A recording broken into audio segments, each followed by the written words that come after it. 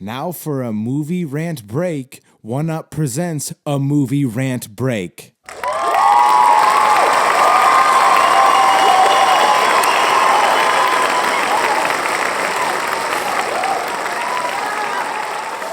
What's up, everybody? Welcome to the Movie Rant Break.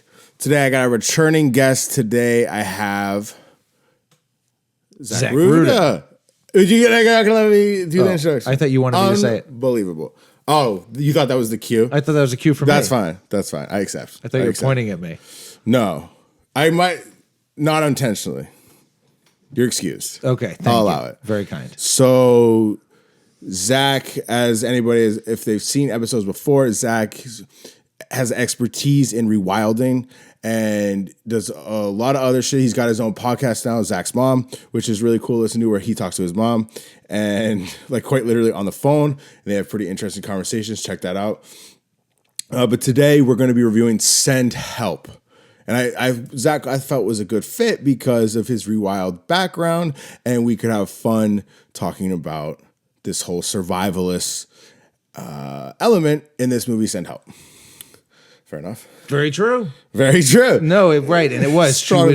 She was living off. They get stuck on an island, and her survival skills were came in handy. Yes, which I have some questions for you, which we'll get into. But just go over some breakdowns of who is a part of it. We had directed by Sam Raimi, written by Damian Shannon and Mark Swift, produced by Sam Raimi, Zainab Azizi, starring Rachel McAdams and Dylan O'Brien, and the Allstate Man.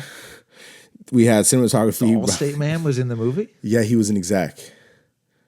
The Allstate. You're in good hands. That guy? The black guy, yeah. He was an actor in the movie? Yes, he was an exec. An exec in Tiv. Yeah. In the opening before the crash. Correct. Wow. Yeah, just want to add him I in didn't there. recognize him.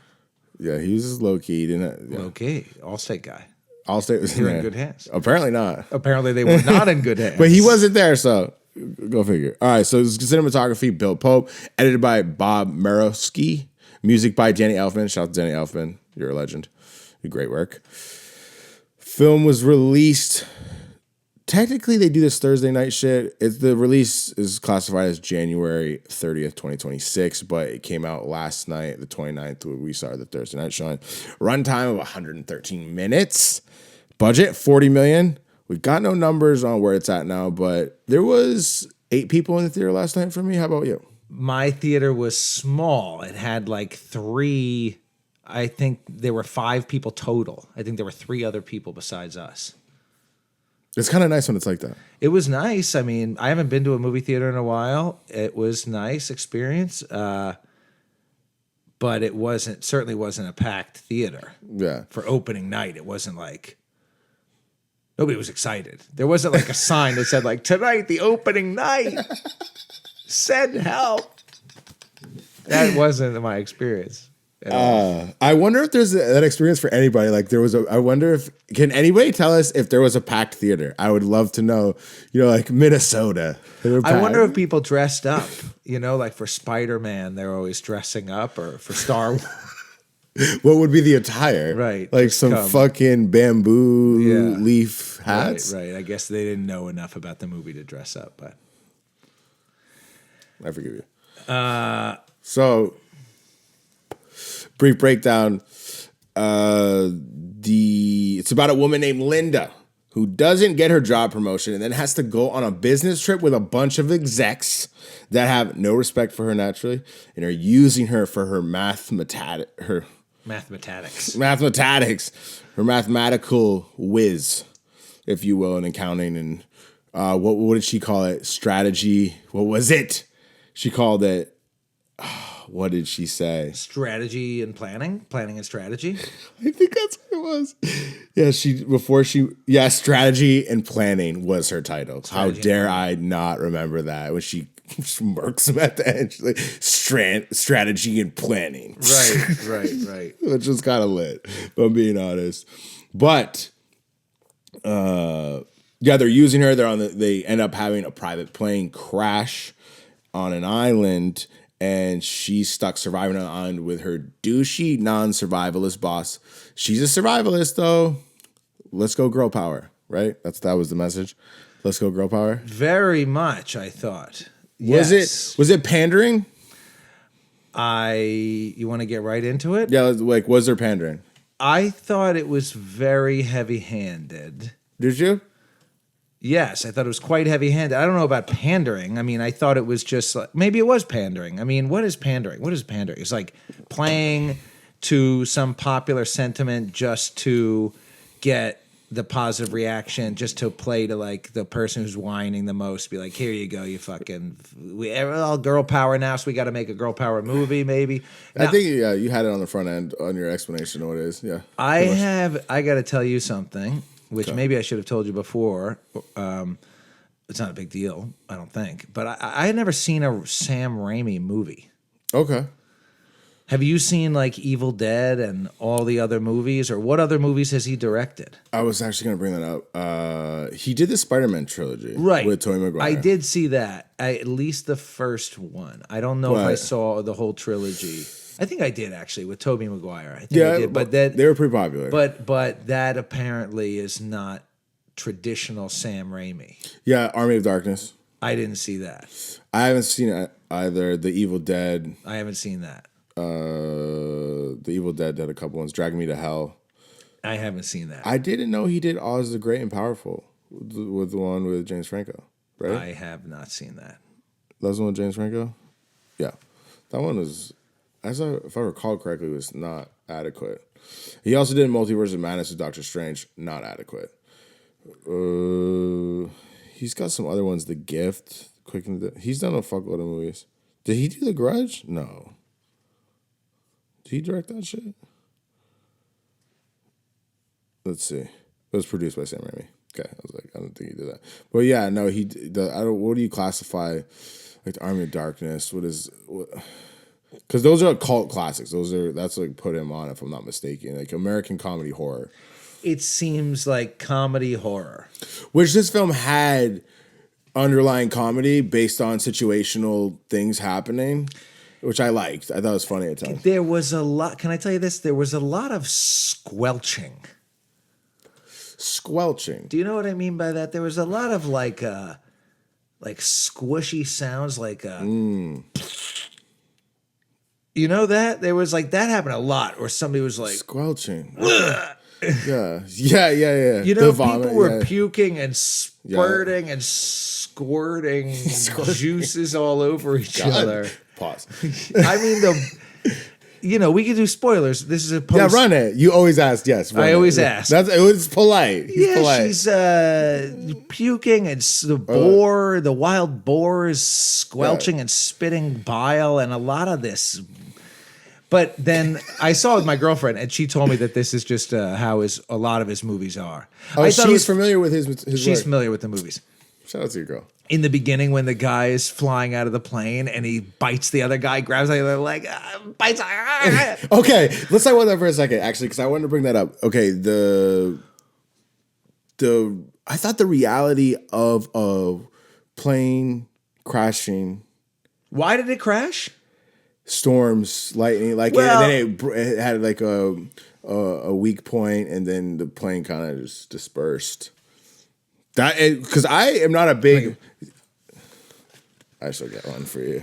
So I'm not a big plane guy in general. I'm not. I used to like to fly. Like most kids are like, oh, word, we're going on a plane. This is super. You adventure. don't fly. I do fly when I need to, but I'm not a fan of flying in these kind of situations. You're afraid of flying. I guess a little bit, and I don't think I get on a private jet. Not unreasonably. Not unreasonably, but like, yeah, I'd be drinking it's the booze. terrifying. It is, and I don't know why more people aren't scared, and a lot of people are scared of it. But yeah, so I thought the plane sequence. I appreciated the reality that they presented with showing people grabbing for their life and biting people and trying at the expense. Give me your seat. Yeah, like at the expense of someone else's life, because that's not really talked about. Not that it's a conversation point at dinner, but I thought that was well represented, because I feel like there probably is a lot of that going on during a plane crash. People are like, "Fuck you!" Like I'm gonna live, not you. And people, the kick, Bradley, that's his name, right? Bradley. Right. He kicks a dude to. Right. He Out. kicks his friend away. Yeah. Yeah. Yeah, that was a recurring theme, which I don't. So, I mean, as far as it was pandering, look, not only was it pandering, I mean, I don't know if it's pandering. I think that a woman can be a survivalist and there can be strong women with survival skills. And certainly if she had been studying survivalism and then got stuck on a desert island with a guy who didn't have any survivalist skills, she would take the lead. That is very sensible. If she has the survival skills, she takes the lead. It's not really a gendered thing. Yeah. And they never really had like there was never. Right, you're good. That's why I double check that. Go ahead. I think it's on. No, you're good. You're good.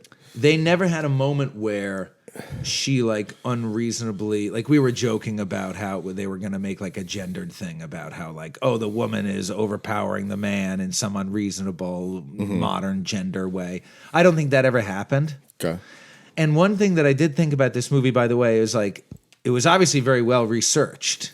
Because a lot of all the survival stuff that she did was like legit. It was that you could verify. I mean, I've never survived on a desert island. All of my survival skills are related to The woods. Woods and cold weather survival. Yeah. But there's parallels. Sure, and I mean, I've read survival textbooks about desert island and collecting water and coconut shells and stuff like that. And I mean, I think that most of that is legit. I think that you would need more than like a half a coconut shell per day of water. You'd have to have a lot of coconut shells. She had 4. Yeah, I think you'd need a little more than that. But That's right. but you know, it was a movie, and presumably if you were stuck on a desert island, you would have a lot of coconut shells and you could have a bigger solar whatever. You could do there's like a solar still, you could figure out a way to anyway. So based off book reading, you could legitimately survive in her case. If she never had been explicitly stranded on an island, you think that was a realistic situation? Now, I'm not somebody who has ever survived on a desert island. Correct. All of my survival skills are related to Maine.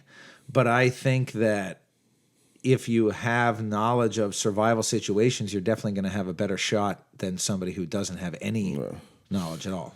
Did anything stick out to you as that is not gonna be right? So that's the thing. I thought we were gonna maybe like make fun of the survivalist aspect, but I thought most of that stuff was reasonable.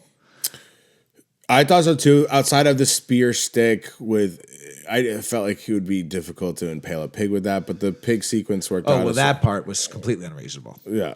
That's fair. But I'm a big guilty pleasure. So I take back everything that I said. I'm sorry. You're a big... No, so naturally Survivor makes a cameo, which I was like, oh shit, that's a guilty pleasure of mine.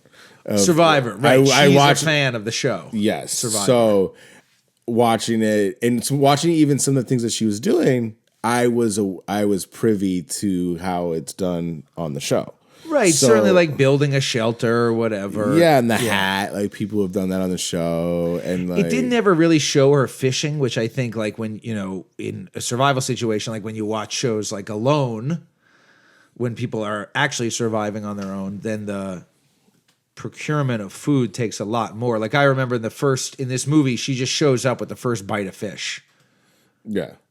It doesn't show her fishing. It's just like presume that she speared a fish. She got a fish. Well, watching Survivor, like there's people that just go spear fish. I've never done it before. So that's why some of it felt more realistic to me, I think, because I've seen so much. I've seen every single episode, every single season. Looking forward to season 50. Shout out to my Survivor people out there.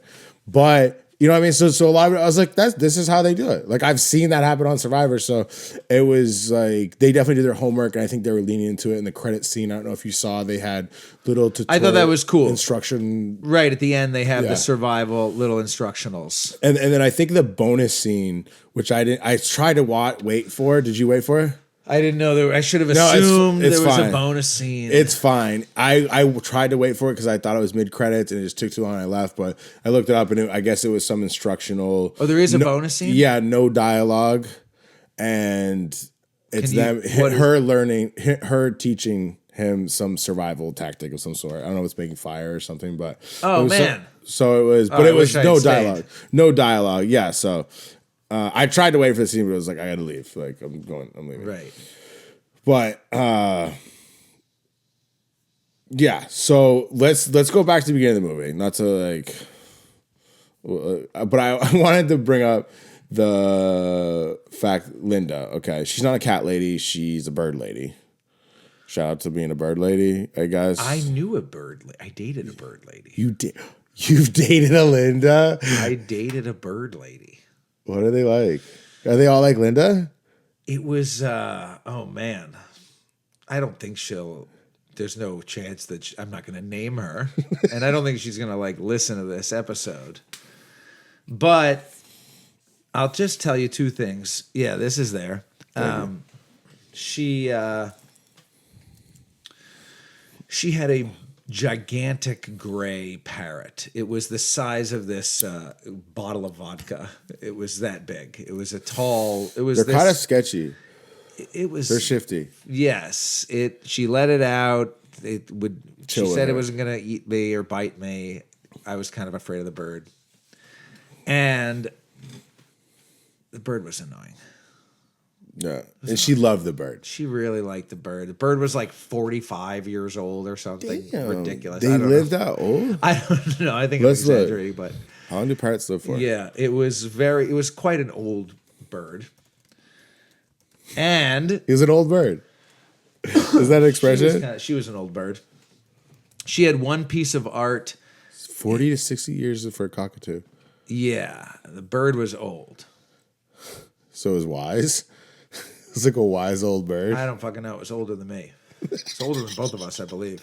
Bird is older. This than bird me. was like, look Fucking at this bird is youngin' older. coming into this place. This is my bitch. Anyway, just that Linda Little, the woman in this Send Help movie, was a bird lady. This bird lady who I dated, the only other thing I remember about her is that she had one piece of, look at all the beautiful art you've got here, and I was admiring your new piece of art, and it's all, you got the art here. She had one piece of art in her bedroom.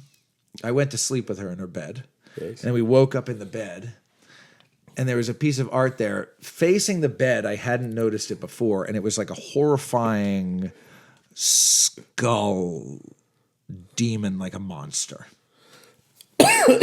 Yeah. Okay. And that means what to you? That's what I remember about her. Her demon poster and her parrot. So anyway, they try to depict this woman in the movie as not a cat lady, but a bird lady, which maybe is a thing, because I have encountered one of these bird ladies. I don't know. Yeah, sorry. This girl I went to school with, I hung out with like very, very little amount, went to her house. Her mother was a bird lady. Had a bird? Yeah, and she loved the bird. That's my only experience with the bird lady, but I remember being like, oh my fuck, like the bird was just in the corner of the room. And the parrots and these big motherfucking birds, they got a presence where you're like, oh shit, like you got like a big ass bird over there.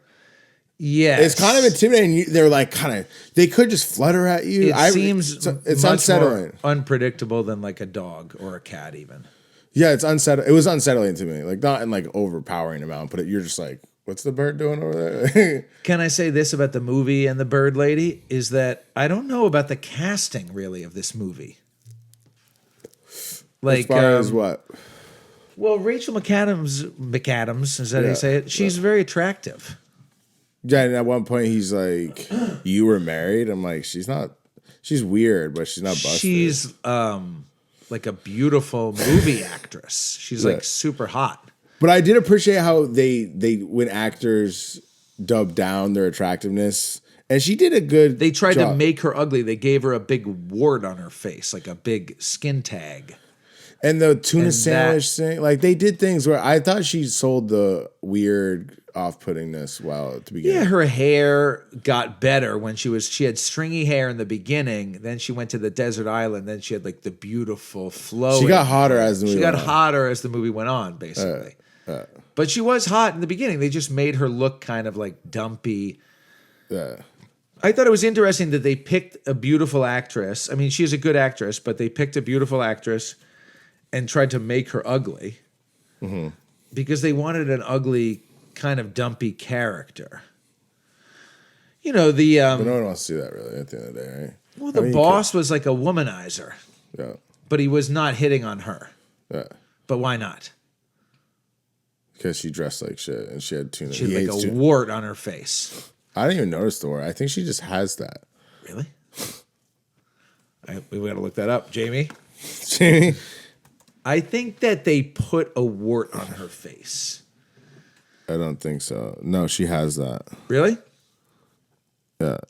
Oh, well, I take it back. I think so. Let's see. Take a look. Yep, she does. The one that's right there? That one? No, the other one. Look at that picture. They put like a big thing on the side of her head. Maybe I just missed it, but she does have like a mole right here, but it's not important. It's fine. Anyway, I just thought it was interesting that they could have picked, I thought it might have been more effective with an uglier actress. But yeah, because there was moments, like I said, where he's like, "You were married." I'm like, she's just low key baddie. Well, I was joking with you. I mean, the joke. This is a horrible joke, but the joke is like, yeah, I would have fucking. You can't even say the R word. Can you say the R word? You can hear. Well, obviously, I don't want to condone sexual violence, but the joke, and it turned into, I thought the survival aspects of the movie were legit, at least fairly, except for the stabbing and the squelching of the boar. But the fact that the concept of her knowing survival skills and being more adept at survival than him, that made sense. But the part that I thought was more cartoonish were the interpersonal dynamics and the way that the story eventually went. I kind of wanted to see them coming together and being friends and working together. It turned into this very campy, she was taking advantage of him. They were taking advantage of her. He was taking advantage of her. But I just thought it was interesting that he never tried to take advantage of her sexually. Because the joke is, if you're stuck on a desert island with a woman, hit it right away. You gotta right away. Well, okay, so but he never tried to do that, even though Rachel McAdams is hot. So it would have made more sense if it was the only Melissa McCarthy. Because she can't survive. We wouldn't believe that. We believe she's Rachel. Not attractive. I know what you're saying, but I still couldn't believe that. I believe Rachel maybe was good with the survivalist shit. She did a good job of that. But the one sexual thing that they had was the above and beyond comment where he's about to. Right, he almost took it out. Yeah, he's like he was going to take it out. Above and beyond, and I'm like, is that a cue? But if someone's like, "Are you ready to go above and beyond?" That's like that just automatically. It's a cue. Means... I mean, he would know. He's a womanizer. Took advantage of his white evil power, And he had the black wife. Yeah, he was inclusive. He was inclusive. Not to that ugly white bitch, Rachel McAdams, eating tuna fish. Ew, it was sick. Yeah, there was bitch. There were a lot of dynamics there, and I don't know if you wanted to do more synopsis. I don't know if you want me to take back over. I wanted to go to the top of the movie. Please. Yeah, rather than keep jumping around. Okay, so first off, beginning of the movie. Sorry, everybody. We're here. Should have Linda got the job? She should have got the job. Because in my opinion. What if she smelled a little bit? She's got the tuna fish. I'm not done. And the way she dresses, carries herself, she's socially awkward. All those are bad characteristics of an executive. You do not, you can do some of the job, but you can't do the other part of the job. So I don't think she was rightfully or wrongfully not given the job. That's a very good point. Like, it's all like, he didn't pick me. I'm the most qualified. She really wasn't. And they try to depict that the white guys, the execs, the Wolf of Wall Street people, they were doing her dirty. But it was like, you're a weird bitch. Be smarter than these. If you can't, you're not at the level of execs. You're dumb and you're gross in a lot of ways. Like, you're dropping tuna fish on people's hands. You think you should be an exec? Right. That's I don't fucking think so. It's all professional. Right. You're not worthy of getting this fucking job. Very good point. right? I assume that she should have gotten the job. Well, but you're right. I mean, you're very right. But it wasn't really, it was very kind of cartoonish. Like, she was a manager. She was supposedly a manager. You remember this? Strategy and planning. She was the manager of strategy and planning. It says that she was a manager and that she was promised the job by the guy's father. Yeah. But she had just a normal cubicle. Oh, you know what I just thought of? When did her husband die? Because, like, what if her husband was the dude's dad? Like, how did that line up? I'm trying to think. Do you know what I mean? It's very deep. What if it was? Would that work? Like, Maybe I'm trying that's to. in the sequel. Well, no, just even containing this story, like, because she was married once, and Bradley didn't have a good relationship with his father. He didn't know anything about him. What if Rachel McAdams' character was? Yeah, but that would have been like a 30-year age difference or something, or 40. So? It's possible, I guess. What if he was into the tuna fish, like, and that was his girl, and that's why he was estranged from his son and that family? Like, is that real shit? Was that what it was supposed to be? It's very possible. Like, I don't know where the timeline. I guess it depends when the husband that she allegedly killed, but I guess it depends when he's dead and when his father died recently. So, like, if she was married 10 years ago, like she was married for 10 years. I don't think that makes that much sense to me. I don't think it makes sense then. I don't think that's a thing. Yeah, but I'm just trying to do the time thing, like where it fell. But yeah, I think it's That'd be like not a 40-year-old man marrying like a 10-year-old girl. No, I'm not saying they married, but he was sleeping with her, and like they were really close. Maybe. I don't think the timelines match up from when his father died to when her husband died, but I just was like, wait a second. That'd be cool, though. Shit. Sorry. This is off of one watch, so I like basing this off of seeing everything else. So, but I thought the food on the face reaction was warranted. Well, I thought it was interesting. Do you think that anybody would have ever had a conversation with her about maybe being a little more professional? You would think, right? You would think that if she was a manager. Like, she dressed like shit. I think that they really played up making her ugly. She looked like unwashed hair. They made her hair look stringy and greasy. And she was eating at the desk, which presumably if she was the manager, first of all, she didn't have a manager's desk. She just had a normal cubicle like everybody else, but she was supposedly the manager. And she was eating at her desk, even though that might have been a violation of company policy. The food is in the break room. Again, she's breaking the rules. How dare she? So then I guess she shouldn't have gotten the job. She's dropping tuna fish on the new boss's hand, and he's like, bitch. Which, I love how they zoomed in on the food, and then when the Allstate man sniffs it. That's what I mean. Oh, that was the guy. He sniffs it. Right. Those sequences, they just really go at a tight angle on it, and it's just like super. So the reason I didn't know it was the Allstate man was because when he was sniffing the tuna fish, I was like this, like. I know, but you saw him before too. I saw him before. Those moments, the squelching and the squishing, the sound was good. Squirting. Shout out to the sound. I wasn't a fan of those. That's fine. Did you like how the role reversal happened when he was on the island and they had that same encounter after she didn't get the job, and he was kind of applying or pleading his case to get the job when she was sitting to have all her sushi, and he approached after days being away, and he's like, please, like, what? Right. And she's like, oh, and she said all the same things that he had said to her. Right. She's like, bitch. Will you go above and beyond? That was a different conversation, wasn't it? No. That was the same conversation. When he was about to pull it out. Yeah, and then that was kind of the end of the plead. Yeah. She played a good weird bitch, and he played a good douchebag. And I just couldn't believe how much he didn't like her at times.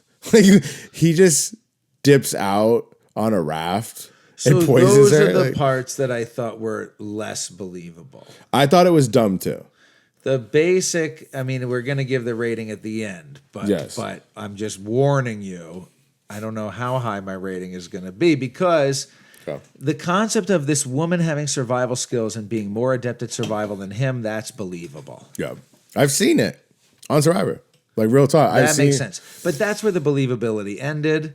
And the notion that no matter how douchey this man is, Okay.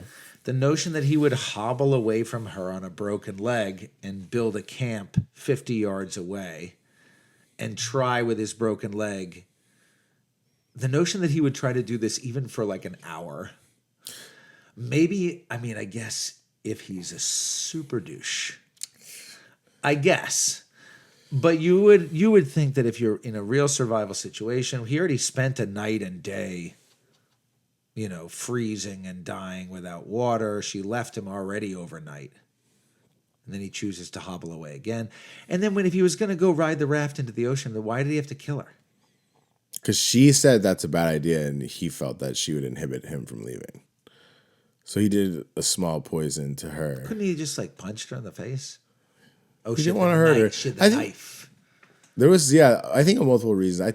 I liked the layers that the movie offered between the characters and how they dealt with each other, because there would be such different stages of how you felt about certain people, and like it did feel like an episode of Survivor, Right, like it the turns final into two. an episode where they're voting each other off the island. Or where they're like competing and like they don't like each other. One wants to win their way and one wants to win the other way. He wants to win the way to get off the island. She wants to win by staying on the island and having him as like her little prisoner essentially. So there's like that competition that was like a little Survivor episode.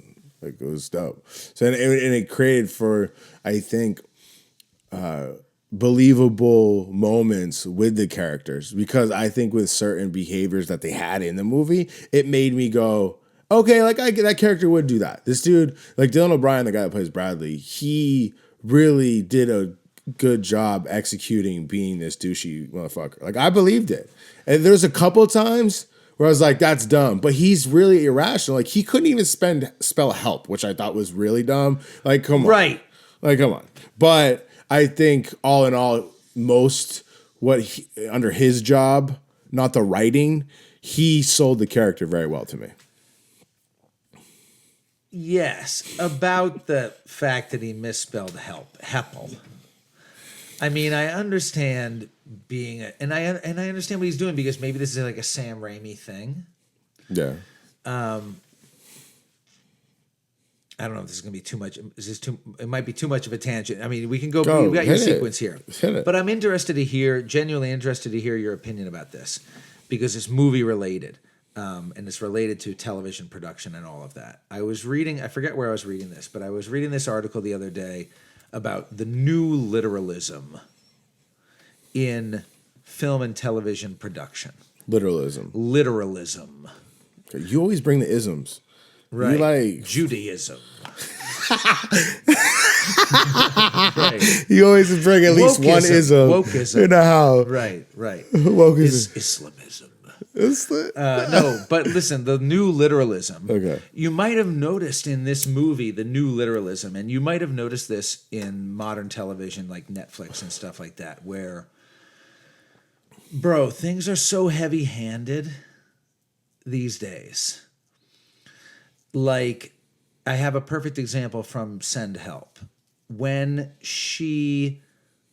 they're on the desert island. I don't know if I'm jumping ahead, but they're on the desert island. The boat comes around. She realizes they're not stranded. Yeah. They could be rescued, but she's enjoying the power she has over him. Yeah. And the time, but yeah. And the time, right, the time away from her life. So she chooses to not get rescued. And the audience knows this, Yeah. but they have the character say, "Not yet." Yeah.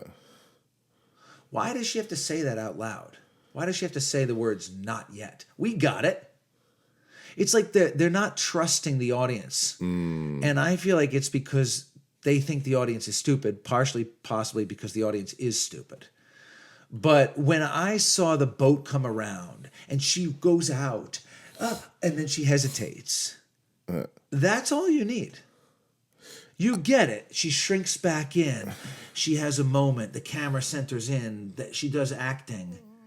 And then they cut, and she goes back, and she's like, "Well, we're stranded." Blah, blah, blah, blah, blah. And then you fucking know as the audience because you're smart. But then they have the character say, "Not yet." And this article, the New Literalism, was talking about how common this is. It had many other examples that I can't. I've heard of this, but it's like basically they're not trusting the audience, and they're making it so heavy-handed that.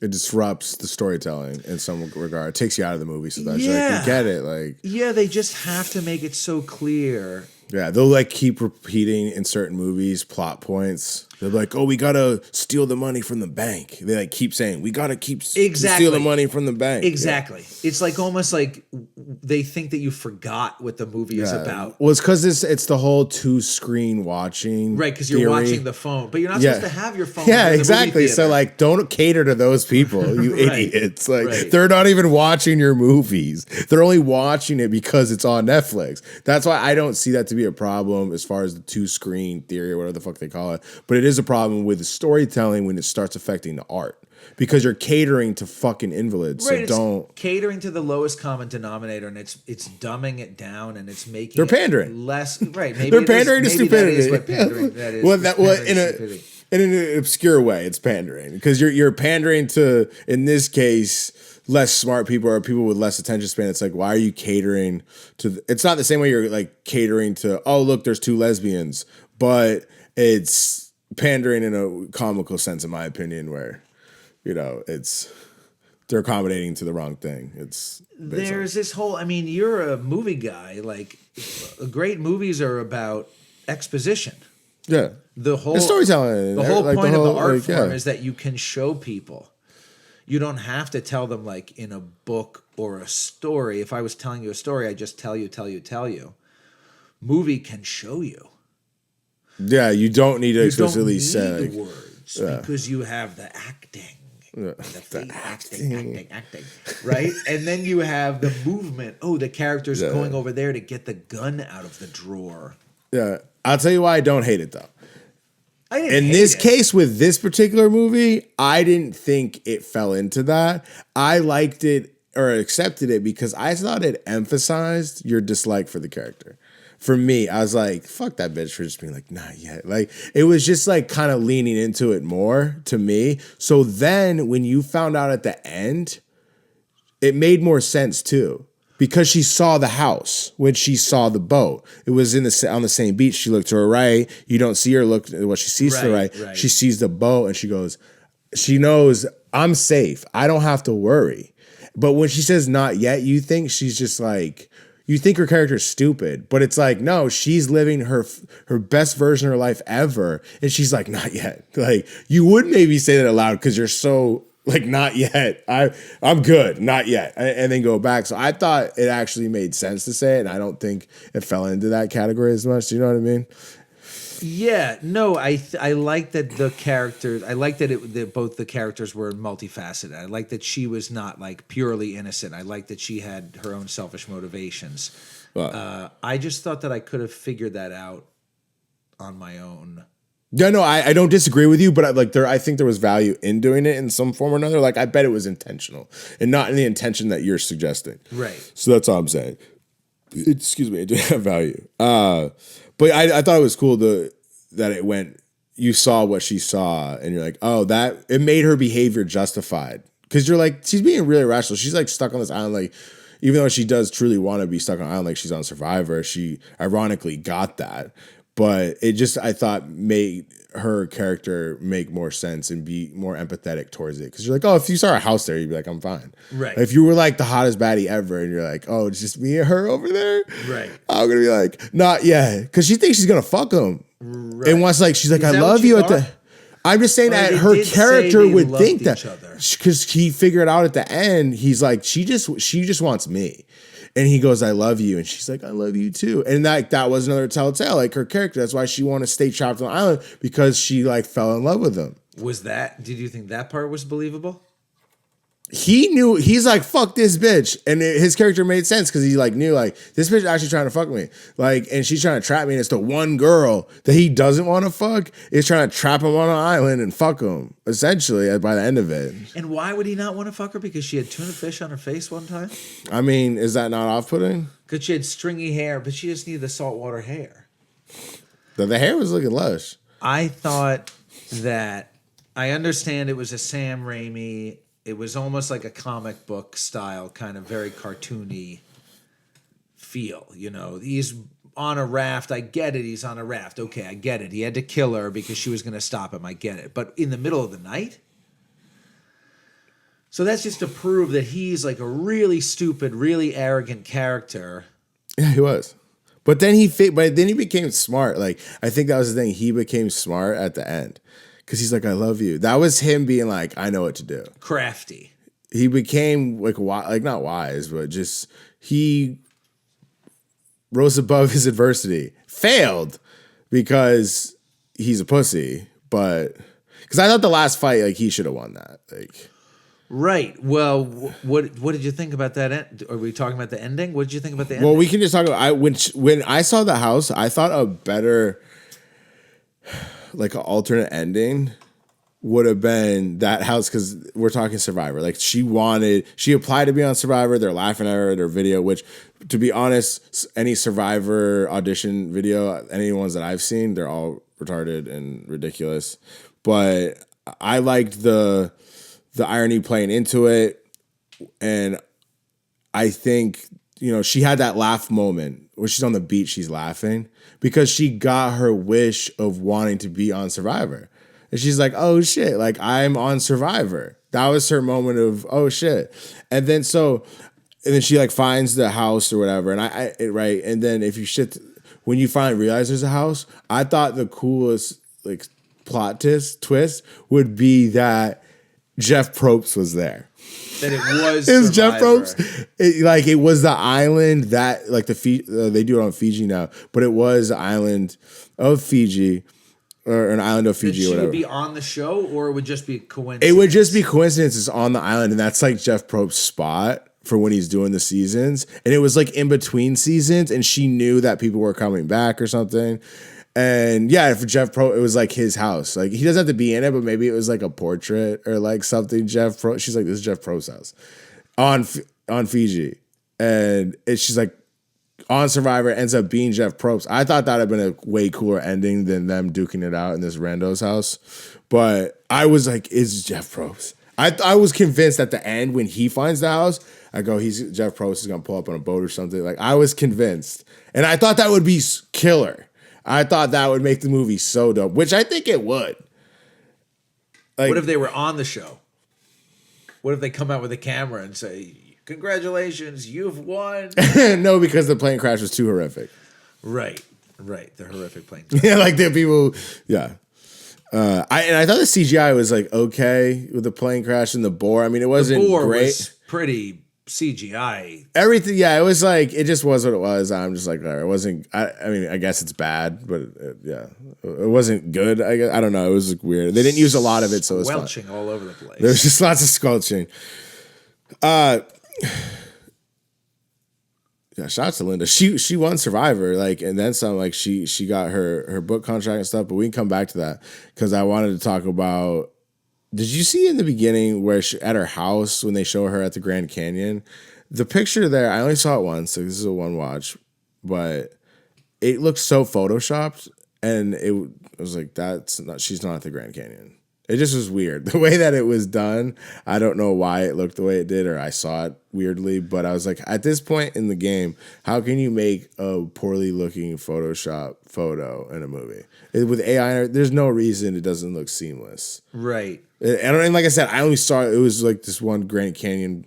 I briefly saw it. Maybe I saw what was on the frame, but it just was like, what the fuck was that? Wasn't a picture of someone standing in the Grand Canyon. There's always something like that. I mean, I'm not sure. Maybe they didn't have a picture of Rachel McAdams at the Grand Canyon, or they couldn't have just driven her out to. I know, but you with California. AI photos, right? You can make an AI so easy. What did you think of the? What did you think of the Crypt Keeper? Do you remember the Crypt Keeper? When she gets the flash of the demon.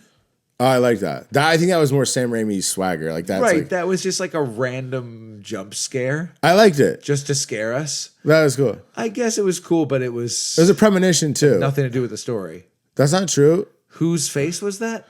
It was a premonition. I'm talking about like the demons she was seeing. That was like the wife coming back. It was a that. Right, but then over her shoulder there was like looked like the Crypt Keeper from Tales from the Crypt. Yeah, but didn't that transform from the dream? I can't remember. I think it might have been connected with the dream. I think it was like started evolving and like that's what it ended up So as. it's just a random jump scare. Right, it was tied to the wife coming back or the fiance coming Right. for Bradley. So it was like a premonition of some sort, like a nightmare premonition. I think. Dude, what did you think?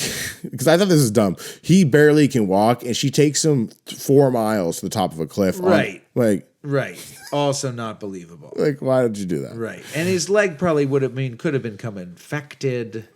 It was. They didn't need to make it look. I mean, I don't know. It just, yeah.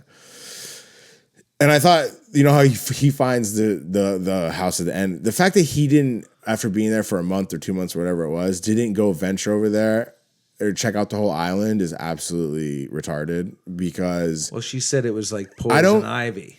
these prickle bushes and I don't care what the bush situation is over there. You gotta check it out.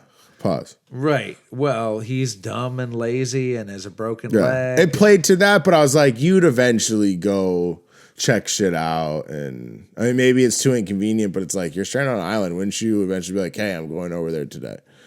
Well, that's the part I thought that it was cartoony, and I think if I went into it knowing that Sam Raimi, knowing more about him and knowing like having seen Evil Dead, which I haven't seen, and if I went into it thinking that it was going to be like a cartoony kind of campy thing, then I would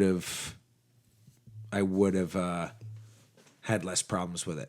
I mean, the whole time I was thinking like, this isn't believable, and why would he go out in the middle of the night, and why would he be hiking? Oh, now he's hiking up to the mountain, and why would she?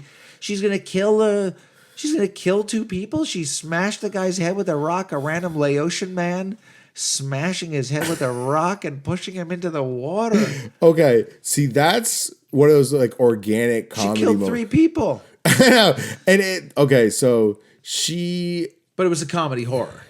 I mean, it was in the genre. It was supposed to be campy and funny and comedy horror. So that's what it was. I guess like that's his lane. So she killed 3 people and got away with it. And that's the story of Linda Little. She was stuck on a desert island with her douchey boss and fucking killed him and his fucking uppity wife. And wait, so you don't think it was a movie? Was it a cautionary tale to be nice to your employees, specifically weird like females? Sure, right. I mean, then you always think about the messaging, and I think the messaging too these days is like, you know, and I can't remember I think the messaging these days is in line with this new literalism where it's all kind of very heavy-handed, and they're kind of beating us over the head with it. I don't really remember the 2 trailers that I saw. I don't quite remember the specifics, but I remember the feeling that I got while I was watching them, which is like, it's so basic. And I understand it's horror movies. It's comedy horror. So the trailers. What, this movie is basic? No, the trailers that I saw before Send Help. Okay. There were a couple trailers that I saw. That one of them was like, They Will Kill You. You heard about that, or did you see that trailer? I saw the Psycho one. The other one was like, it had killing in the name. It was called like The Art of Killing, or like A Knack for Killing. Okay, what was the point? Just like these very kind of heavy-handed, basic, and I guess there's always been basic storylines in slasher movies and comedy horror movies. It's always basic. So for me to complain about a basic storyline, that's like not a very innovative take. But I guess I'm just thinking that they're hitting us over the head with the woman is the strong one, the douchey boss. In the trailers that I saw, it was like a lot of kind of villainizing rich people. In this movie, too, again, it was like villainizing rich people. Like the rich people are these empty-headed, and like the bird lady, she might get disgusting tuna fish all over her face, but she's like more creative and interesting, and she like actually gets out and connects with nature. And so I thought the trailers pandered more than the movie itself. Right, the trailer appeared pandery to like bad white man making money, like poor female worker doesn't get what she deserves. But then when you watch the movie, there's justice in it with her like living her best life and then killing everybody that she didn't like. Right. What the hell kind of message is this? That's a cautionary tale to be nice to your female employees. Well, yeah, I mean, that's interesting too. I wonder, and you might know more about the history. Are you into horror? No, not You're not really like a horror guy. That's your the least favorite genre. I would say I enjoy some horror movies, but they're just more or less. I don't want to say they're more or less the same because they vary very much. So I like a good thinker horror, like what do you call it? Not a thriller, Psychological thriller, like psychological thriller. Those do you I like those. Shyamalan? M. Night? You talking M. Night? I like his movies because there's the twists What was and that stuff. one? Signs. Yes, I like that. Did you see Old? No. Old was low key good. Shyamalan? It's M. Night. Yeah. M. Night. Yeah, Old, he did this film, which you should check out now because you like it. We're talking M. Night. But it's based off a book, but he turned into a movie, but I forget the name of the writer. But it's a really cool story, and the payoff is kind of dope, and it's interesting. I'll check it out. I don't want to say too much more because the less you know about movies in general going into them, they're enjoyable. And then even a psychological thriller is really thrilling if you know nothing else besides the title and you just like go cue it up, watch it. Yeah, You'll be you're like, a no what is trailer this? guy. You're an It ruins movies. It truly does. The trailer for Send Help was quite misleading. I didn't like it with the breathing. Do you remember the trailer? There's a moment in the trailer for Send Help that's never in the movie, obviously. But there's a moment in the trailer where there's this breathing, where there's like... They probably pull a soundbite when he's trying to like make it scary. And beep, beep. Anyway, well, the reason I bring up horror movies is just because I'm thinking about like the classic horror movies. Where, yes, I like psychological thrillers. I like it when they flip the classic, But the classic horror movie is like there's a villain. And then there's a victim. Yeah, this one kind of switched, which was cool. Right. This one now, and even nowadays, there's a lot of these where it's like the villain could be. They're kind of switching it. They're like, the villain could be your neighbor. The villain could be your employee. I like that. The villain could be your boss. The villain could be. Well, it's always been like that. I think with any doll, Chucky. There's always opposition. Right. You got to in a story. There's got to be. I think mostly. But yeah, no, it was cool. They switched. It was Bradley, and then it went to Linda. Right, because you thought she was kind of going to be the innocent, maybe even the savior. He became the victim. He was just an innocent douche. He's an innocent douche. He was a poor innocent douche who was taken advantage of by this manipulative, murderous, tuna fish-faced bitch. Thank you. So you're Team Bradley. Yes. Team Bradley. Yeah. Okay. So I want to get into some like theories of like how it could have went, and we could come back to it. But we were talking about her like with the people that his fiance shows up with some dude with a boat. Right. Finds the Thai, Linda, the Laotian man. Thailand. Yeah. It was yes. And they should immediately radioed to somebody, hey, we found survivors before venturing onto an island. That's if I was doing that shit and this is my first day on the job, I would do that. I'd be like, hey, we found people. They just get off the boat and start following her, which, people make mistakes, whatever. They thought it maybe wasn't far. They were misled. Fine. But that you talk about the comedy, right? The undertone. I found it comedic where she gets these two people to follow her to the top of the cliff to then have her beat them off a cliff. Like, I just thought that was a crazy play out of a situation. Like, she's just beats them off a cliff after they go to save her. Right. Well, I guess that is in the genre of the comedy horror. You could look at it not as comedic. It's quite unreasonable. I think I'm going to murder these two motherfuckers off the cliff. And then I'm going to keep torturing my boss because he was a douche to me. Yeah. Yeah, no, it's insane. Yeah, which I was surprised he didn't see some people on the cliff since there's not a ton of activity on it. He didn't see some people fall off the cliff or his falling to their death. She probably screamed, right? And he didn't hear that. Like again, please. Yeah, I mean he didn't. No, the scream. I don't know. I don't care what your opinion. I want to scream. I don't know if I can scream like you. Judge free zone. Go.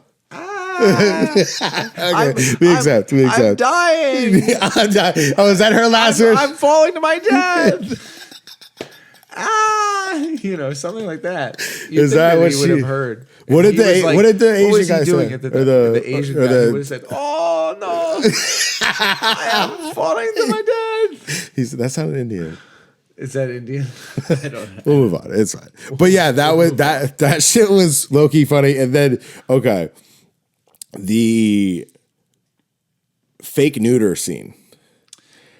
That was a lot of squelching involved in that scene for sure. Things were squirting and squelching. I was covering my eyes. You covered your eyes? I didn't cover my eyes with the jump scare with the Crypt Keeper. Ollie had jumped. Ah! I was not scared by the Crypt Keeper. When the Allstate man was sniffing, and when she was squelching and cutting his nuts off, which turned out to be a dead rat, I was covering my eyes. You full cover. I can't do disgusting squelching. Okay, the squelching. Oh, any man can probably understand how alarming that would be. She was then going to cut. I mean, it took a lot of kind of hard turns because it went to we're mad at each other.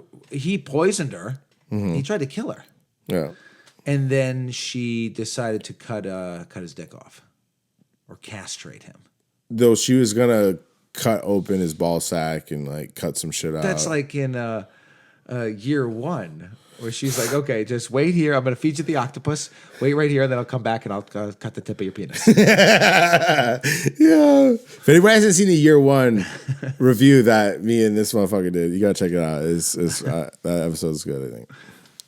So yeah. So what were you going to say about the squelching of the? Yeah, as a man watching potentially a woman cut your balls off, that should make any man a little squeamish. You're like, oh god, it is hard to watch in your defense of covering your face. I winced for sure. I was like, oof. You thought it was actually happening. Yes, and I was like, this is really intense. This is insane. As a man, that's probably the hardest thing that you might have to watch in a movie. Is something to do with your genitals being cut off. You're like, that's not anything but that. That is the worst.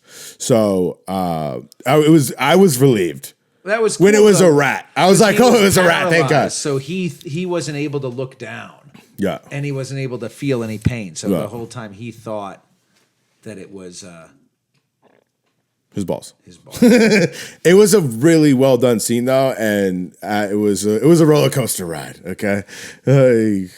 No one wants anyone's balls cut off. That's real shit. That's inhumane for sure. Right? Agreed. Agreed. Okay. Did you fault her for wanting to live it out and kind of keep playing Survivor, or did you empathize with it? Okay, but what if it was a woman that you've fallen for, and you're like, I know she's not gonna want to fuck me when we get back. Would you? Would you be like, not yet? Would I manipulate somebody into staying on a desert island and potentially starving to death or dying from infection, suffering every day? But you saw the house. Psychological torture. But I had a secret out where I knew that we were safe, but they were in this essentially state of misery, constant state of misery all the time. Yeah. But there was a potential that maybe we would have sex in the future. Would I do this? Probably not. I don't think so.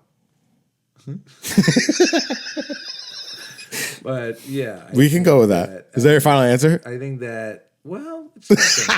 But no, I think final answer is no. Okay. I wouldn't do that. I thought it was, and that, I mean, by the way, not that I don't want to get too heavy-handed myself, but I thought that it was, and it is comedy. It's a horror. It's just a movie. They're just trailers. It's not a big deal, but I think that I would like to see, man, I thought I wanted there to be a happier ending. Yeah, let's wait for endings. I want to unpack the endings at the end because I got a couple potential theories. I want to see more wholesome. Maybe maybe next time we'll do a kids movie. We'll do something you didn't like Murder at the end? We could try to do that. I thought the funniest part in the movie was the CPR situation while vomiting in someone's face. Oh giving my CPR. goodness! the squelching involved in the vomiting on this man's face, where she's pounding on his chest and spurting blood and puking out the, Was there blood? It was just vomit. I guess, just vomit and water. He's spurting water, a lot of drool and foamy drool and water. Yeah, What did you think of that? I You was like funny. that? I thought it was funny I because it was was preposterous. laughing. I was embarrassed to be laughing. We laughed. I laughed. Were you the only? You're out of 8 people. You were the only one. No, we were all laughing. I just also, it was gross. Okay. She's puking. Do you go out movies a lot or no? I haven't been to the theater in a while. Okay, so I've been going to theater more frequently as of late. Been trying to stay up on the reviews and stuff, and it's interesting to see. And I gotta pay more mind to this because it'll be interesting to make more note of this. But the people that go to these small premieres, the type of person it can draw in, and the diverse crowd it could potentially draw in, is interesting. And I think, there, for instance, there could have been some real diehard Sam Raimi fans that have been watching since the 80s that went to saw the film last night. And then there's people like you and I that have really limited to no ties to going to see this outside of doing the show for it. And then there's people that think that or they were just watching it because they want to see a survivalist movie. You know what I mean? There's different. It's interesting to see some of these kind of movies, what kind of crowds it can bring out, I guess. And some of those smaller movies, because you see the 10 people that are there opening day, I guess, and it's like, oh, these are the... For sure. Do you ever talk to people? I mean, I wonder if it would be interesting, like, you could do a segment. With? You could do, like, a new segment for the Movie Rant Break where you're, like, doing exit reviews if you ever chat with somebody. Oh, that's a good idea. I'll write that down. I like that. Exit reviews. There was a... there weren't that many people in the theater that we went to, but there was one single guy who sat a couple rows behind us who was about our age, who was there on his own. Yeah. And maybe I should have checked with that guy and asked him, like, why are you fucking here, bro? Sir? Show me your papers. Damn, chill. Pause. I have asked people leaving the theater, like, oh, what'd you think of that? Right. But nothing recorded, but I don't want to disrupt the piece, I think, in some regard. But there could be a lane in a situation that exit reviews would be fun to do. I thought of a cool idea of, like, renting a whole theater, like, on a premiere, and then hopefully fill it out, and then can have an open conversation with the whole audience after. Oh, that would be cool. I would, like, lead the Q&A type, but not Q&A, more like do a open discussion of things that people saw and liked. Right. I thought that would be a fun thing to do sometime, as well as from like exit. It'd be like a group exit review type thing, right? Like and have like prizes or like just do like it's like a whole thing. You know what I mean? It could be fun. It'd be fun to do later on for sure. Shit. Do we touch on your point? Like, what was it? I'm sorry. No, I think so. We got it. Yeah. Okay. We got it. Did you, we talked about this, how they kind of switched roles, right? And how there was layers to the characters, at least in my opinion. And I think fundamentally they did. But there was moments where you thought it was going to go in a certain direction and it might work out, as you said, like happy ending, where they started to become friends. One being when she brought the bacon home. You know what I mean? You're like, oh, right. Maybe they'll be friends. Right. They had a nice moment where they were connecting. Yeah. And did you ever think that it was going to work out where they would be friends? Or you're like, this ain't going to go like that? Well, that's an interesting question. I mean, I guess my movie knowledge, the awareness that I had that I was watching a movie, you know, I assumed that there was going to be like something funky at the end. So no, I'm not going to get the wholesome ending that I wanted to see. But I think it's important to understand, you know, the Lord of the Flies. You know the Lord of the Flies? Yeah, you brought this up last time. Oh, I did? Yeah, go for it. Well, you know, the Lord of the Flies is about a group of schoolboys who get stranded on a desert island, and then they essentially like rip each other apart. And one of the messages of the Lord of the Flies might be that children need adults to manage them. And adults need adults. Yeah, Adults need adults. That we need reasonable people. Then we need rules and laws and agreements and stuff like that to manage us. Because in the Lord of the Flies, the schoolboys tear each other apart. But then the book ends with an adult arriving. I think they like get rescued and the adults arrive. But spoiler. Yeah, sorry, fucked it up. But this is the spoiler rant. No, not for books. Oh, sorry. Fuck. I had that on a list to read. It's a very famous story. I know. That's why I wanted to read it. You can still read it. You've lost. Well, that's not the point. The point is not about the surprise. I mean, it's nice. You're doing drive-by spoilers. It's not even the point. You're just like, oh, by the way, this is the whole fucking. I'm sorry. Apologize to the world because I'm offended. You offended me for the first time. I didn't know that it was that. Yeah, sorry. I didn't know that it was that big a deal. But you're not sorry to them. I don't know. Yeah, I'm sorry. You're not sorry to that? Okay. I'm sorry. That's all right. We all forgive you. Okay. You're forgiven. All right. You're absolved. No, it's all good. Anyway, but the point was just that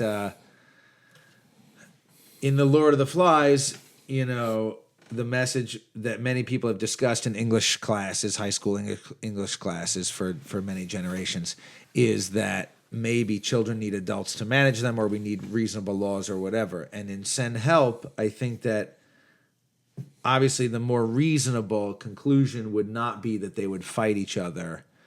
I mean, this was a fantasy, this was a movie. But in a survival situation, I think the more reasonable conclusion is usually people end up working together. That's why these shows like Survivor, they need to create the drama of voting each other off the island because I think in a true survival situation, people work together. That was my only point. Sorry for the spoiler. Yeah. I mean, it's not that big a spoiler. But I mean, you just ruined the whole book like a fan story. It's okay. I think. I'm still trying to quantify if it's okay or not. I'm fine with it. I'm not that big on spoilers. Are you like a real spoiler guy? Like you're offended by I didn't mean to offend you. I was just talking. No. It's fine. I'm sorry. You were forgiven. Yeah. But I don't think I often like read the ending. I like Oh, you do shit like that? Yeah, what's the big deal? I could never do that. That seems so taboo. You know what's interesting about that? Why can we talk about that? Or yeah, we can talk about that because you're gonna be upset. You're gonna get triggered. You triggered. Are you challenging me right now? Do you know that this is gonna sound weird, but you know that I once wanted to be an actor. I thought you were gonna say a woman. Do you know that I once was? I was really. I am a woman. I was ready for some shit. I was like, oh, here we go. What is a woman? Anyway, so look, did you know that I went to the American Academy of Dramatic Arts to become a famous actor? And that's where Danny DeVito and Robert Redford went, and also Kim Cattrall, who was on Sex and the City. I'm not familiar with her specifically, but I know the show. So look, I don't have a problem with spoilers. So you did acting. I did the acting. Is that where you got that from? Is that where you got that from? Yeah, that's what they did. When we went to acting school, the guy came in and he was like, look, it's all about this.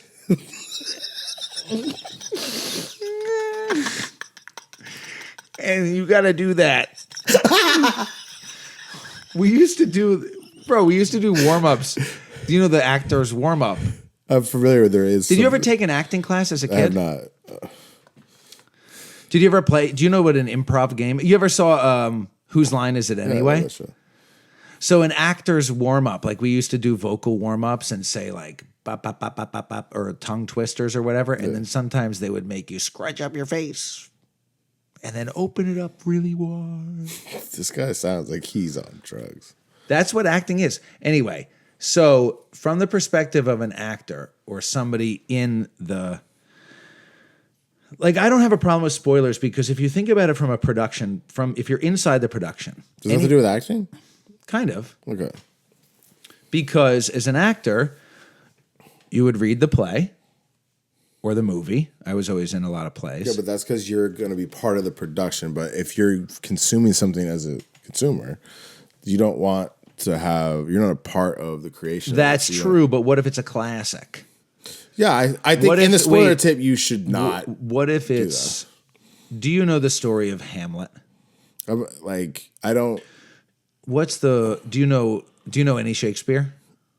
As far as like quoting lines, no. Do you know like the story? You know Romeo and Juliet? Yeah. Do you know how it ends? Do you remember? Does Juliet die? Spoiler. Yeah. I think they both die. Spoiler. It's fine, but like that's. Let me just make this point. Make this point. If it's a classic that everybody knows the story, and you can't do that with modern movies, your argument, I hear your argument, is you're consuming it as an audience, and you don't want to see the trailer. You want to go in fresh, and you want to be hit with the surprises when they want you to feel the moment of surprise. I hear you. Yeah. But there's also something to be said for, like appreciating their take. Yeah. And so if you know the story, like if it's a classic story like Romeo and Juliet, then the Leonardo DiCaprio version is a really creative take. You saw the Leonardo version from when we were kids? I think there was one, but I don't remember. I think maybe our teacher made us watch it or some shit. Yeah, one of the twists is that they're using guns. So Shakespeare's like a medieval and they have sword fights, but it's set in California. These are iconic stories. So in the case of not, are you trying to advocate for spoiling Lord of the Flies? Did you see Identity with John Cusack? They're stuck in the motel. I won't give the ending. Thank you. No, it's anyway. My point is just that even if you know the spoiler, even if you know the ending, you can still appreciate how it was produced. And even if you know the moment is coming, we've been watching Stranger Things. Don't say anything. I haven't read any spoilers for Stranger Things. I'm really resisting. I'm very curious about what's happening. Resisting. Pause. No, I'm not reading anything, and I don't have any spoilers. I won't even tell you where we are in watching it. I won't even tell you what season I'm on. Okay. But even if I did read spoilers, like I read the ending to Identity with John Cusack before. You read? I read the spoiler for the thing before I fucking saw it, and I still appreciated their take. And I understand you don't want me to spoil it, but like for a classic piece of literature like Lord of the Flies, which I don't know what you did in 10th grade English class, but I do believe that many people read it in high school English and discuss it. I missed that one. No worries, but like for a case like that, it's not so much about the surprise ending. Like there is the ending where this happens at the end. But in a book like that or a story like that, it's not really about the ending. Even for this movie, Send Help, the surprise ending, the twist at the end, I don't even know if that's really what it's about. I think it's about like the dynamics of what if you were stuck on an island with your douchey boss, and what do you think would happen? Yeah, but there's different things to appreciate in general, or in like appreciating the ending, because that's always fun to have that unfold. I get what you're saying, but you don't want to. Yeah, from the actor's perspective, you would read the script and then see what is this actor's take and what is that actor's take, and so understanding. I always have that in my mind, even when I'm watching an actor, like when I'm watching this movie, Send Help, I'm picturing the script in my mind on the paper.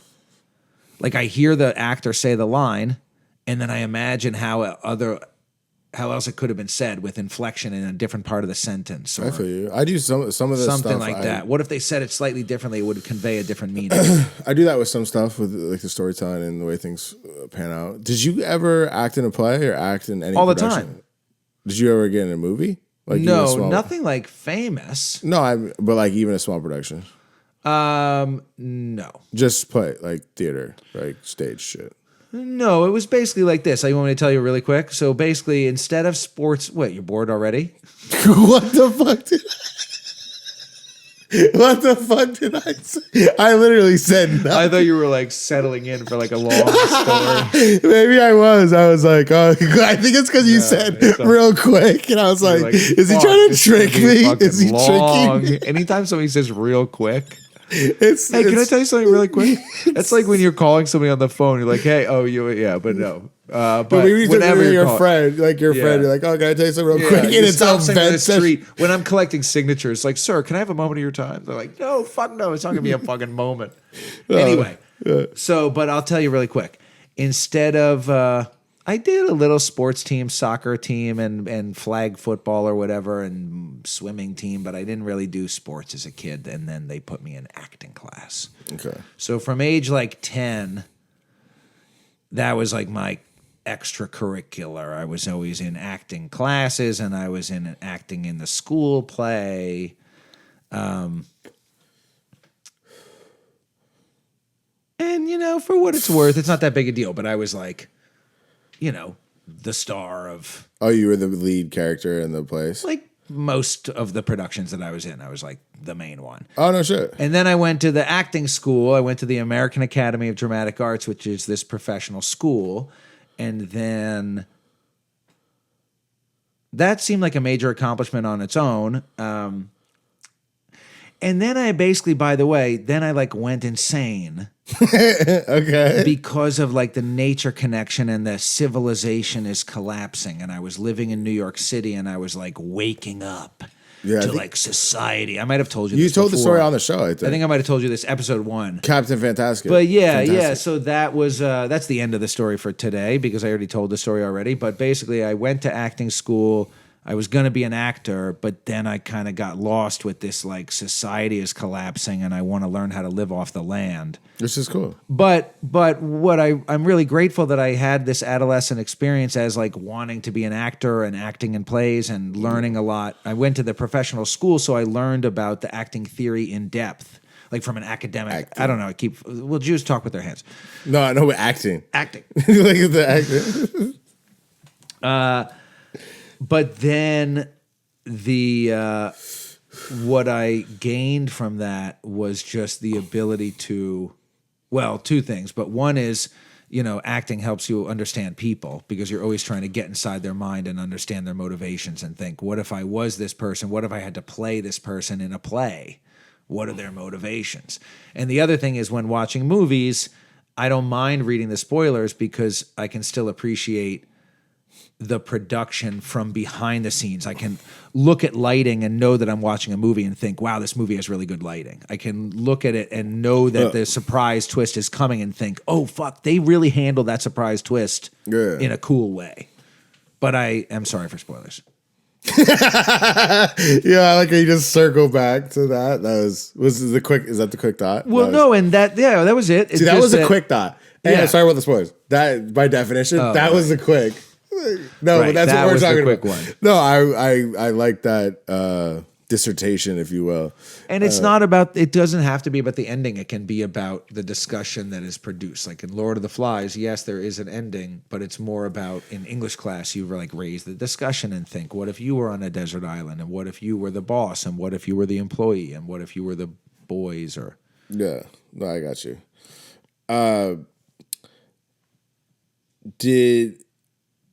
For survivalist shit, right? I looked up because they did the berry thing. Is the yellow? What is it? Yellow, green, or white? That's a good. You have good notes here. Thank you. Well, no, you're picking out good things, because the berry test. I know exactly what you're referring to. She takes a berry, she rubs it on her skin, and she says, if there's a reaction like this, she shows him it has an instant reaction, instant red rash on her arm. Which she seems, by the way, completely unconcerned about. Giant red. See, if it makes a giant red oozing paint. Syphilis. See this fucking massive rash? That's bad. Anyway, let's move along. She's a great teacher and tour guide. She's like this. She goes all in with it. I have read that is true, that if you want to test if something is poisonous, you're supposed to rub it on a sensitive part of your arm. It wouldn't be the outer arm. It would be the inner arm where it's real sensitive, or maybe underarm where it's real sensitive. That sounds scary. Wait a day A day. Not instant. Yeah. Okay. And then if it doesn't make any reaction on your skin, now I don't know how reliable this is, but this is in a lot of like edible plant guidebooks, but they say, and survivalist books, like all the books she had on her shelves in the movie. Did you have any of those books? Yeah, I recognize some of them. Oh, cool. Yeah, one or two. There was like the first one in the beginning. It's whatever. Yeah, I mean, she has like the point is she has survivalist books. You're the right guy for this review. I have a That's library. My point. Right. You're like, I know that book. Like, No, right. This is why you're here. She was like a survival lady. I'm like a survival guy, right? Yeah. I mean, I probably know about as much as survival as she did going into it because she had never actually like lived. I mean, I've lived off grid. I've never survived on a desert island. Yeah. But my point is, I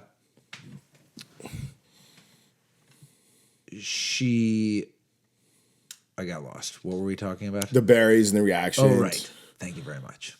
Because I looked up the yellow, green, or white thing is true, but the skin reaction, you're saying wait a day.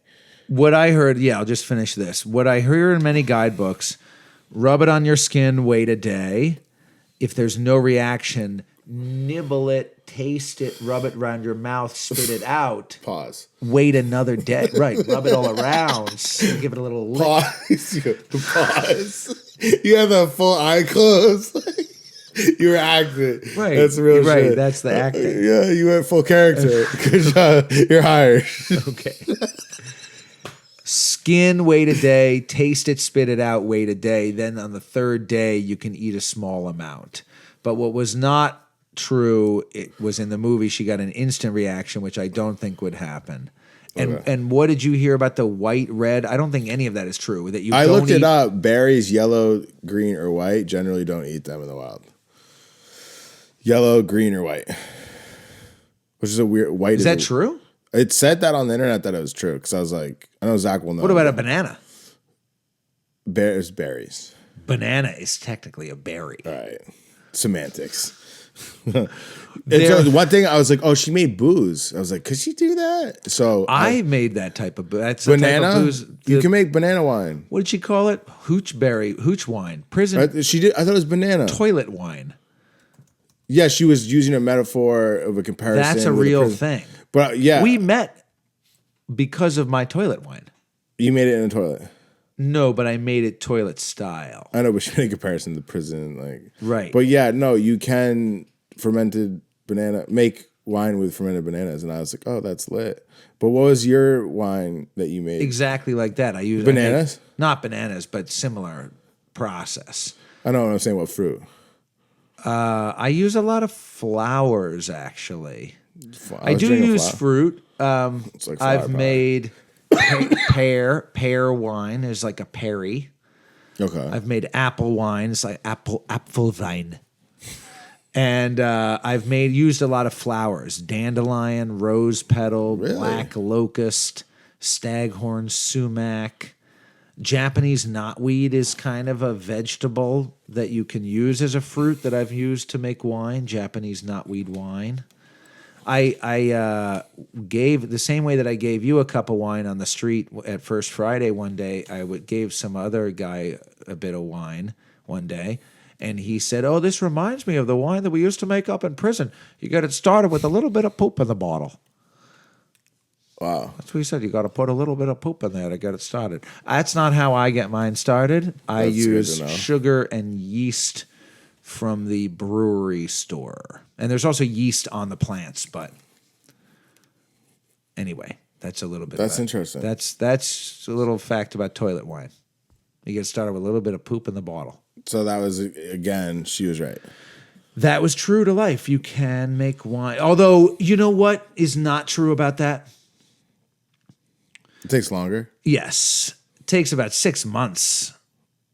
Probably takes 6 months to really get it enough to make you drunk. And if she was using wild yeast, then at that point, were they there for 6 months? Yeah, so that's not as reliable. How long were they supposed to be there, do you think? I thought maybe like 2 or 3 months, but if through the wine, maybe that was supposed to let us know. Like you said, it didn't spoon feed us the length of time, but maybe that was trying to let us know they've been there for 6 months. I can't remember where that I don't know. Maybe you could do it in less months, but I think it would take time. It would take a lot of water. I mean, you could make fermented fruit pretty easily, and maybe you could get a little bit of drunk off of that. No.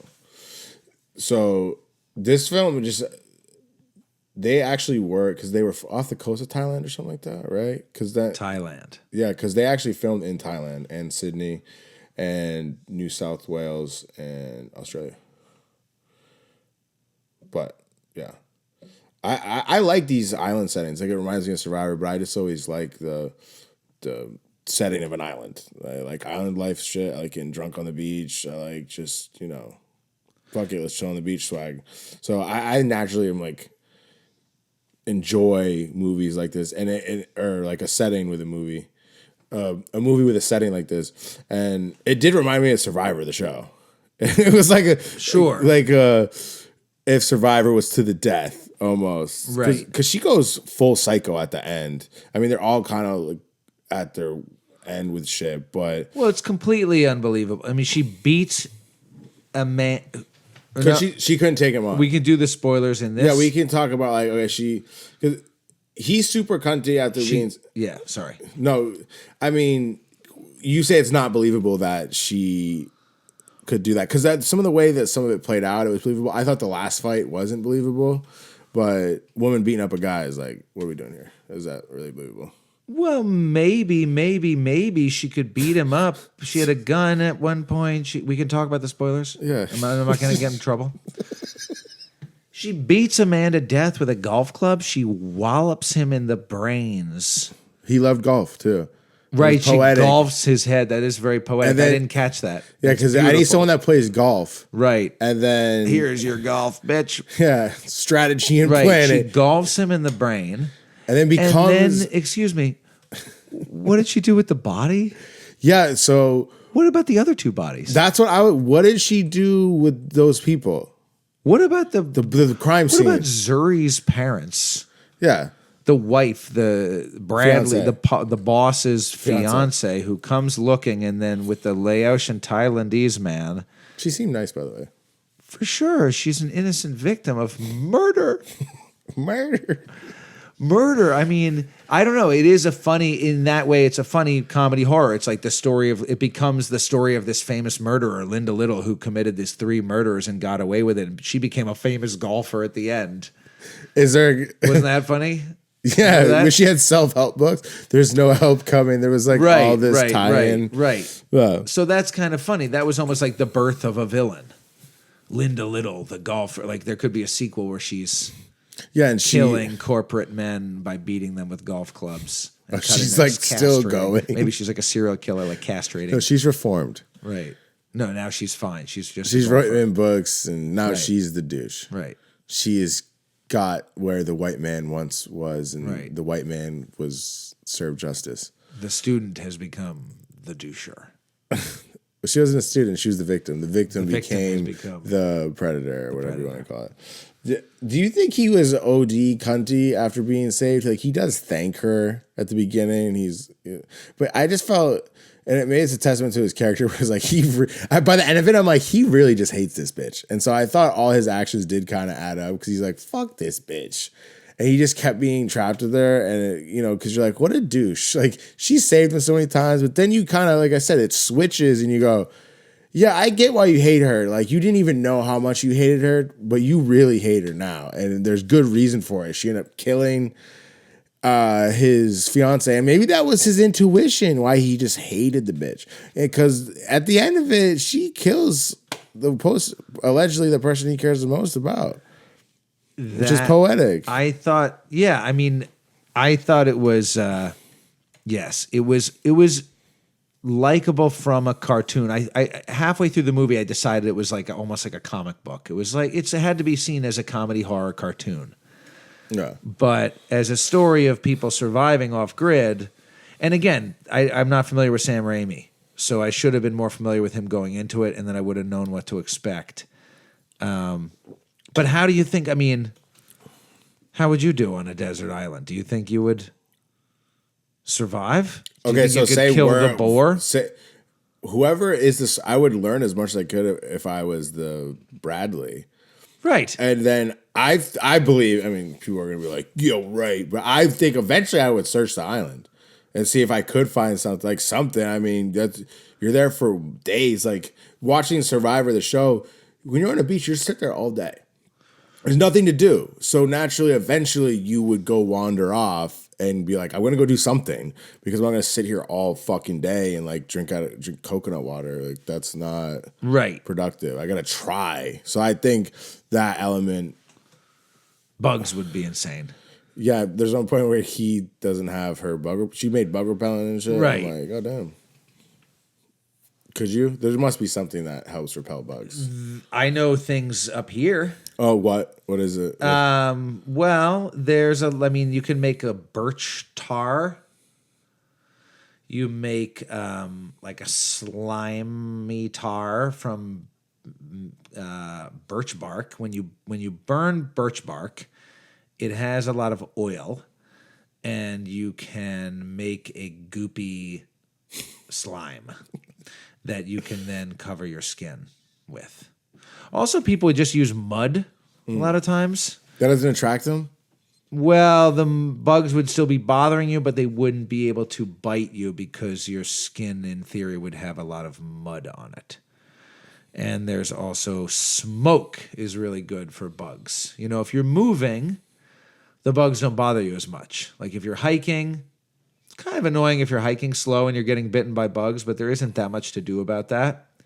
But if you stop and you make a smoky fire, the smoke can drive bugs away. So if we were camped on a desert island, Okay.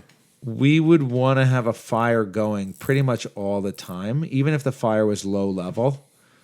Okay. We would want to have a low level fire, at least coals. Kind of, you don't want to let the fire go out, otherwise you're just going to have to remake it. Sometimes it would go out, you would remake it. But when you're camped, you want to have coals, and then if you're ever hanging out at camp, like weaving a basket or weaving a fishnet, shows her like she had weaved, it makes sense to weave things or to make tools that you need to survive. When you're doing this slow work at camp, when you might be getting eaten by bugs, you would have a smoky fire with like leaves and green stuff that's going to produce a lot of smoke. Cool. So it's not like a bug repellent. But there are methods. There are ways to keep bugs away. There are methods. We have ways. We have ways of keeping the bugs away for sure. Yeah. I appreciate your knowledge. I mean, there's more, I'm sure, but those are a few that I can think of right now. I was surprised. It was like just insight on a conversation off air where you were apprehensive to. You agreed to watch the movie, and then, do we really want to do that film? And I was like, I spun the perspective for you because I was like, you're like perfect. You're like perfect to talk about it. Sure, right. I mean, it has a survival aspect, and I am into survival skills. And I was. You're right that I was kind of nervous about watching it because I didn't know if it was really going to be my style of movie because I did think it was kind of goofy, by the way, and it did kind of gross me out. Sure. And I thought it was kind of stupid in some ways, but obviously it was supposed to be all of those things. It was supposed to be a comedy. And so from that perspective, then I was able to appreciate it. And it was cool to see the survival skills and to see that it wasn't a joke. Like some of the things, I mean, the killing of the CGI boar with a spear, obviously they have to do some of these things to move the plot along. But it was believable that she would be able to survive a little bit, certainly better than her douchey boss. Although to be completely uninjured in the plane crash, that was pretty lucky. Wow. But I think what had me not focusing on that much, it was water, but it was a violent crash naturally. But it was that other people didn't survive, so it was like they survived, and it was just like. I guess nobody else was buckled in. Was this a fucking PR stunt to buckle up? Right, buckle up or you could die. Yeah, who knows? Damn, they were sneaking. That was pandering to seatbelts. Right. Right, a lot of pandering. A lot of pandering. Yeah. It's concluded. There's pandering. I will say it was predictable that she would win, but the motivation for him wanting to kill her wasn't what I expected. And it was a good unraveling of events that play out that were exciting, I guess you could say, and just interesting and fun to experience. Because you thought, like, I was under the impression they were going to fight in a different manner or for a different reason. Like they really waited till the very, very, very end when where he finds that she killed his fiance. But I thought it was going to be them being at odds and eventually like, fuck you. Like I thought when he first leaves her encampment, that was the start potentially of their feuding. But it really was better written than that, where it was the people that show up, which I didn't expect Survivor or people looking for them to show up, and especially his fiance. And then the fiance and the dude get smashed off a cliff, and then he finds the body a couple days later. Like I thought that was a cool way to do that. That was interesting and also just unexpected from just bullshit beef that would be occurring. Do you know what I mean? Sure. Yeah. Well, Yeah. I mean, it was a goofy, campy horror movie. yeah, I will say like if we're talking like potential like side theories, one of them would have been cool if they became friends. Right. And I thought maybe, and this is what made the film fun to watch for me is, you know, when they start laughing about bringing home the bacon, there was little moments where you're like, oh, they're like trying to make it work. And I thought maybe a cool change up would be if they became friends. Right. Even if they had this conflict, but at the end we're like, oh, we're friends, or maybe even become lovers or whatever. But that would have been a cool direction too, I thought. I think that would have been more. That's what you would hope to see in the real world. But that would change the genre, I guess, or it could be really unique in that sense where there's all this violence and they're fighting, but then they're cool with being friends or whatever. I don't know. Right. They end up getting off the island and like becoming a wife and or wife Yeah, it's husband. interesting. I mean, I don't know. I don't know how tied in Hollywood movies are to the big picture, but these days there are a lot of people fighting about a lot of things. You know, the past few episodes we talked like briefly about both episodes. I think we talked briefly about the war in Israel. Not that it has anything to do with It the doesn't. movies that we were talking about, really. But it's just shit that's going on, and it doesn't even matter like what issue really. I don't even have to mention an issue to say that, you know, these days, and it's always been true. Maybe it's always been true. You know, it's not like you've ever lived at a time. It's not like we've ever lived at a time. Nobody's ever lived at a time when shit hasn't been contentious. You know, there's nobody who's ever literally lived in like a peaceful time. Maybe 50,000 years ago. But then you go back, what you're thinking back then was peaceful. Yeah, maybe like back in the jungle times, you know, in year one, maybe. But you saw that that's they not the had case. drama in the Yeah, tribe so- in year one, so even then. And so so it's not like we're living in unique times. It's nothing. The fact that there's conflict in our age does not make it unique. But I do think it's interesting how the message of this movie, if you wanted to make it like a heavy-handed message, the message is like the ugly woman who wasn't appreciated by the douchey man. She's a strong boss bitch. She murders him and the black wife, and then she gets away with everything.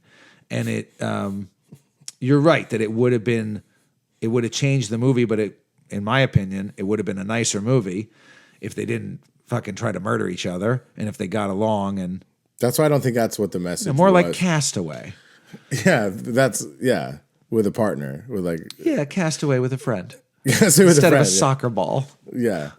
Which would have been cool to do that. But I don't, maybe if that was the message, you know, was to pander in that regard, like boss bitch, that's weird. I don't think it was, but maybe. I think it was just a fun, this is a cool contained story, which I think more movies are getting back to the writing. And I think this film was overall pretty well thought out.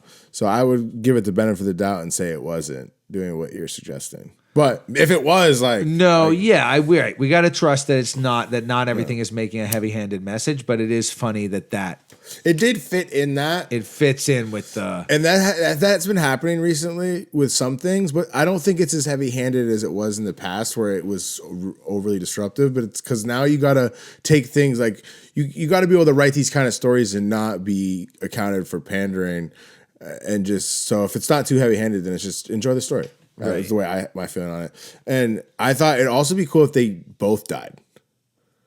Like somehow they both ended up dying on the island. That would have been a cool, different take on it. Or I think if Jeff Probst was at the house, or it was Jeff Probst's house, like that would have been the real money. Like that would have been, like I say, he doesn't have to be in the movie, but it's his house that she stumbles across. That would have been funny for the bonus scene. That too, yeah. It's like it pans to like a portrait that is that would have been a tight movie bonus scene, right? Yeah. I mean, overall, I think the movie was good. It was a good movie. I didn't look at the clock, which a lot of times I do. I lie. I looked once because I realized I hadn't looked at the clock. Right. And I was like, oh, this is almost over. And I was like, oh, cool. This had me locked in. So on that premise alone, it was for me a cool watch. And like I said, I like settings that are similar to Survivor and just island settings in general for lifestyle reasons. So maybe a little like it more for that. But I thought it held it down. Look, honestly. You? What's your like overall? You want me to be honest? I mean, I thought it was stupid. You thought it was stupid? I thought it was stupid. But it was supposed to be, right? Wasn't it supposed to be stupid? Yeah, so that's okay. In some ways, it was smart. It's over the top. It's like hyperbolic. Was that right? Sure. Yeah. Am I saying that right? Yeah, hyperbolic. Okay. It's a hyperbole, but not in that tense. Like, yeah, I mean, it was supposed to be a campy comedy horror movie. Yeah. So before we get to the score, I have a new segment that I started, I think, after the last time you were here. It's called This or That. All right. If you have any closing thoughts on the movie, we can do that when we go to score it. But I wanted to do... I'm going to look at my time. Don't be offended. What? No, this is almost done. All right. We're good. I'm about to, this is it. I'm not in any rush. I just wanted to look, just because I have... You're not in a rush. You had to look at your clock. Well, exactly. I'm not in a rush based on the fact that I looked at my clock. Okay. Fair. What if I looked at my clock and I had to find out that I was in a rush? That would have changed everything. It doesn't matter because I'm finishing this up anyway. Yeah, but now I found out that I'm not in a rush. Oh, did you have angst? A little bit, okay, but now I can relax. It's gone. Now I can relax. You're absolved. All right. So This or That is a segment. So I'm just going to give you choices, and you have to tell me what you prefer. This has nothing to do with the movie? Correct. Because we're going to do this, and then we're going to score it. Some would go with this, and then they go with that. Yeah. You ready? It's like go with that. It's quick. You gotta just give me your answer and keep it moving. Light your cigarette for it. All right. So don't give me a long-winded. It's quick. Just full circle on the quick, right? It's gonna be hard for me. It's not going to. No, ready? Here we go. This or that. Ranch or blue cheese? Blue cheese. Winter or summer? Summer. Money or sex? Sex. McDonald's, Wendy's, or Burger King? Burger King. Princess Leia or adult Hermione Granger? Hermione. Spyro or Crash Bandicoot? That's very obscure. I think Crash Bandicoot is the only one I played. Margarine or butter? Butter. X-Men or Avengers? X-Men. Mortal Kombat or Street Fighter? Street Fighter. Alaska or Hawaii? Hawaii. Superman or Batman? Superman. Alien or Predator? Alien. Marvel or DC? Marvel. Rap or rock? Rap. Pool or lake? Oh, man. The lake. Billy Joel or Elton John? Billy Joel. He's a Jew. Will Ferrell or Jim Carrey? Jim Carrey. Classic. Red Bull or Monster? Red Bull. Neither of those. Day or night? Red Bull. I like Red Bull. Day. Downs or amputees? That's a tough one. Is it? That's tough. Downs. Really? Yeah, Downs. Okay, we'll come back to that. Siamese twins or dwarf? Twins. Queen Latifah or Nicki Minaj? Queen Latifah. Let's go. Michael Jackson or Elvis? Michael Jackson. Dogs or cats? Cats. PlayStation or Xbox? Xbox, I guess. Xbox. Soul Calibur. Weed or booze? Smoking weed. Beer or liquor? Liquor. Train or plane? Plane. Star Wars or Star Trek? Star Wars. Smoking crack versus or gastro bypass? Smoking crack versus Smoking crack or or no, let me finish my question. Smoking crack or gastro bypass procedure? I think I would rather have a gastro bypass. Harry Potter or Lord of the Rings? Harry Potter. Okay. That is Well, that's tough. Harry Potter. That concludes another round of This or That with Zack Rouda. And what up, at the Movie Rant Break. So, bonus round. Oh, bonus round. Last time you ate a Hot Pocket. 10th grade. Favorite movie? Favorite movie?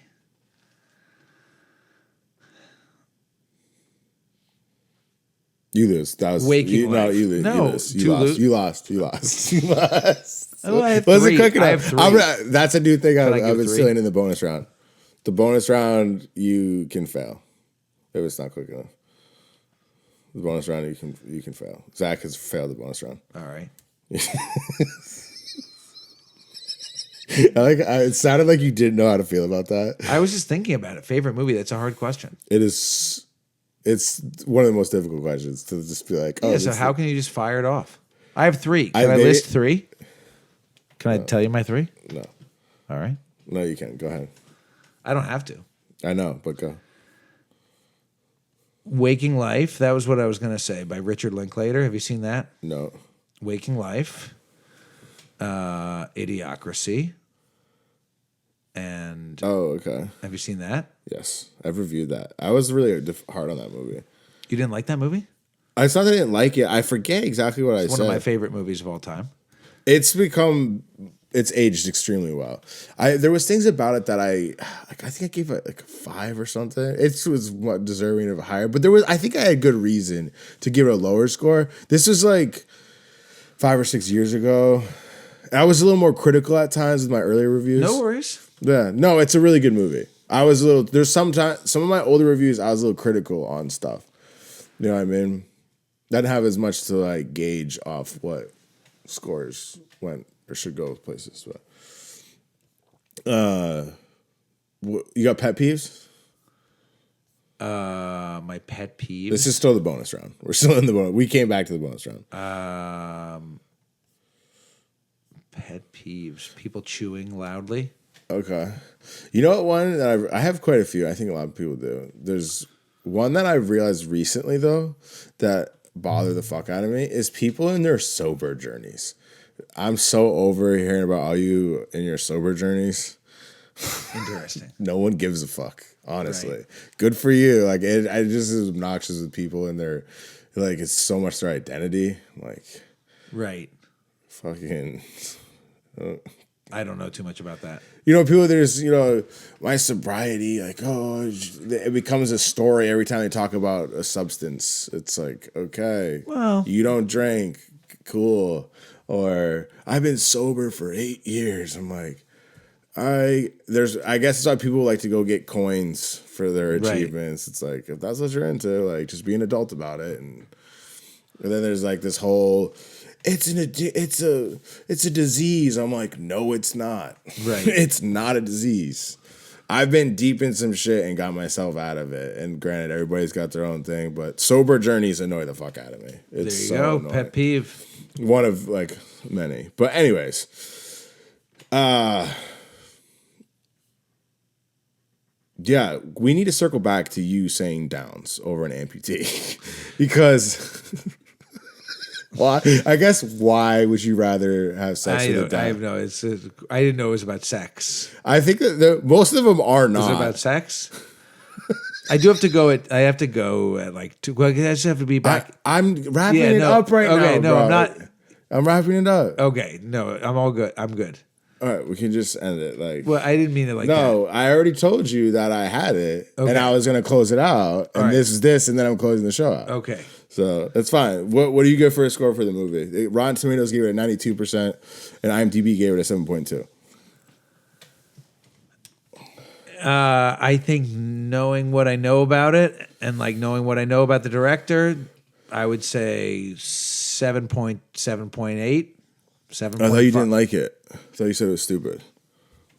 Yeah, but I guess it was supposed to be stupid. So you're giving it. I think you gave Year One like a 7. You think it's better than Year One?